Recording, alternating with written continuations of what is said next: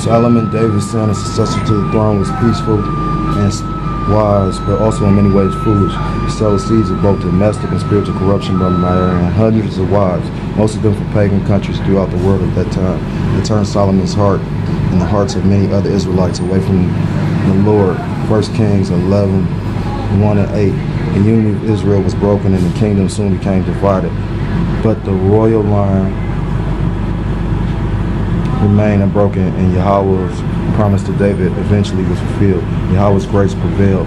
And just to interject for a second, we in the Capital GMS also understand and believe, because reincarnation is in the Bible, like I said, if you know where to look. But we also believe that Solomon, or the Messiah, was Solomon in a past life, and reincarnated. And when you take time to think about it, like when I first took the time to think about it, Solomon was great and wise. And remember, the Messiah said is one, I'm roughly paraphrasing because I know I'm about to throw it off, but he said one greater than Solomon has came, when he was speaking upon himself. But at the same time, Solomon created or basically did a great sin. He turned a lot of the people from worshiping the Most High. He built 4 different temples. They named the verse, it was 1 Kings 11, 1 through 8. He built 4 temples to the gods of some of the women that he married, because he went off with because of women. But at the same time, it makes sense when you think about the Messiah. I mean, think about it. He had to come and redeem his people. You know what I'm saying? Because it makes sense because he led so many astray. He is a king. Best believe it. They say, I forgot exactly where in scripture, but the people do as the king does. So if the king ain't shit, the people ain't gonna be shit. Roughly, I just doing my own words, but I forgot where it's at in scripture. I think it's in the book of the Apocrypha. I think it's in Ecclesiasticus or something. But don't quote me.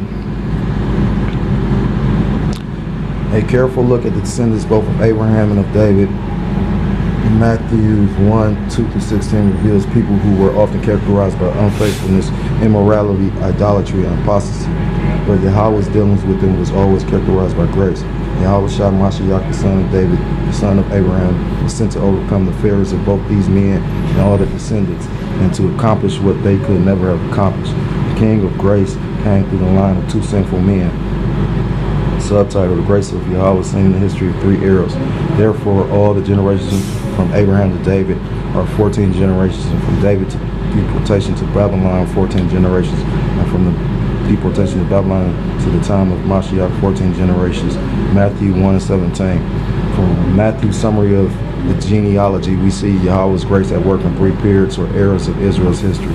The first period from Abraham to David was that of the patriarchs and of Moses, Joshua, and the judges. It was a period of wandering, of enslavement in a foreign land, of deliverance, of covenant making and law giving, and of conquest and victory.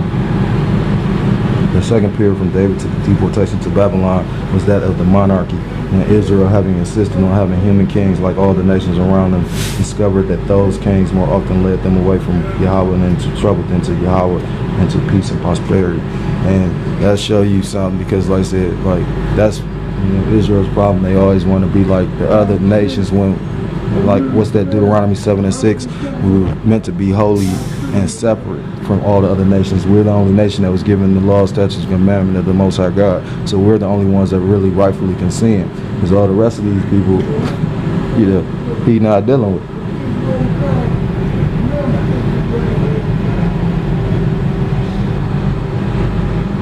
But what's that in the book of Samuel? I think it's 1 Samuel. It tells how when he made Saul the king, and Samuel got mad, but he said, Moses said, how are you gonna get mad? He said, they rejected me. And think about it, if we would have, that's who's supposed to be our rightful king, the Most High, and Yahweh shot. But did, because man gonna throw man off. What's that, Psalms 118? There's like a lot of people, what is it, Psalms 118, when it says, man don't put his confidence in man, because man gonna lead you astray. Man gonna realize that shit when this economy crash. Motherfuckers gonna be looking stupid as fuck, and I will laugh. They probably gonna stole me that day, but it's gonna be fucking funny up until you do me like Stafford and take me to wait. Anyhow, you know why it's gonna be funny? Because you've been sitting up here saying this shit the whole time, and then it ain't like the blinders completely on. You got people sit back and want to come try and debate you, want to get into the video, don't want to listen to what you're saying. They just want they vain fucking opinion said, or they want to sit up. How you gonna come on to somebody else's platform and then just interject? You don't even know the person. You know what I'm saying? Like, motherfuckers fucked up. You know what I'm saying? Like, real talk. I mean, like, when you be out on the highways and byways, it's fucking funny. But anyhow, not to digress, continue with the lesson. That was a period of almost uninterrupted decline, degeneracy, apostasy, and tragedy. There was defeat, conquest, exile, and the destruction of Jerusalem and its temple.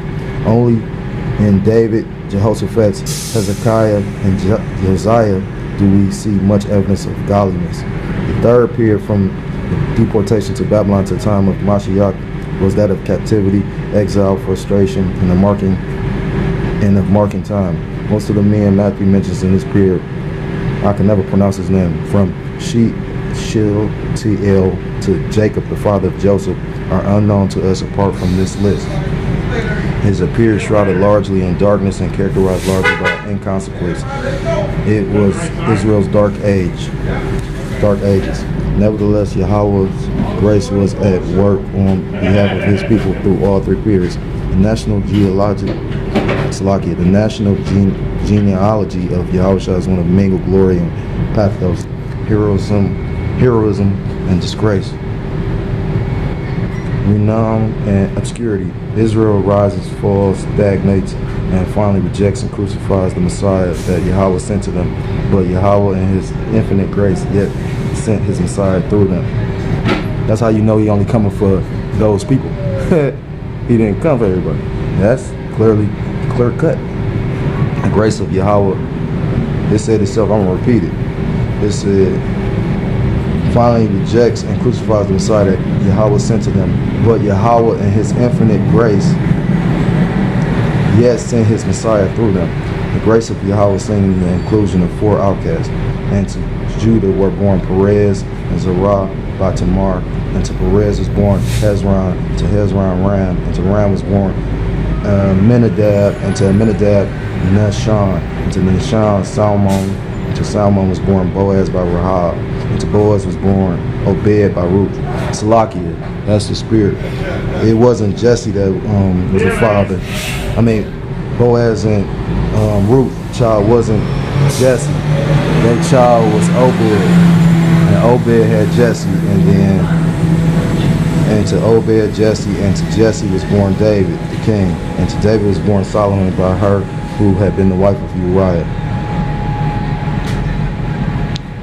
Matthew's genealogy also shows, that's Matthew's 1:3-6. Matthew's genealogy also shows us the work of Yahweh's grace in his choosing 4 former outcasts, each of them women, the only women listed until the mention of Mary, through whom the Messiah had and great king would descend. These women are exceptional illustrations of Yahweh's grace and are included for that reason in the genealogy that otherwise is all men. The first outcast was Tamar, the Canaanite daughter-in-law of Judah. Yahweh had taken the lives of her husband and of his next oldest brother Amnon. Because of their wickedness, Judah then promised the young, childless widow that his third son, Shelah, would become her husband and raise up children in his brother's names when he grew up. After Judah failed to keep that promise, Tamar disguised herself as a prostitute and tricked him into having sexual relations with her. From that illicit union were born 2 twins, Perez and Zerah. Sword stories found in Genesis 38. As we learn from the genealogy, Tamar and Perez joined Judah in the Masonic line. Despite prostitution and incest, Yahweh's grace fell on 3 of those undeserving persons, including a desperate and deceptive Gentile harlot. The second outcast was also a woman and a Gentile. She too was guilty of prostitution, but for her, unlike Tamar, it's a profession. Rahab, an inhabitant of Jericho, protected the 2 Israelite men Joshua sent to spy out the city.